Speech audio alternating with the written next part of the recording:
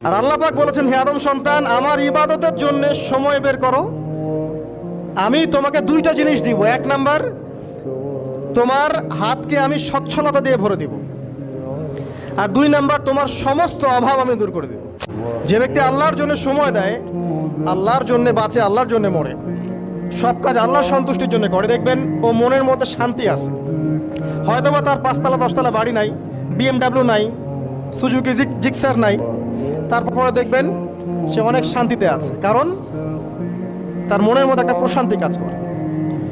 আর যে ব্যক্তির মধ্যে দেখবেন আল্লাহর কনসিয়াসনেস নাই, ইবাদত নাই, কোরআন সুন্নাহ এগুলো কিচ্ছু নাই, দুনিয়ার সব আছে, দেখবেন ব্যাংক ব্যালেন্স, টাকা পয়সা, মনে শান্তি নাই। আর আল্লাহ পাক বলেছেন, হে আদম সন্তান, আমার ইবাদতের জন্য সময় বের করো। আমি তোমাকে দুইটা জিনিস দিব। এক নাম্বার, তোমার হাতকে আমি সচ্ছলতা দিয়ে ভরে দিব।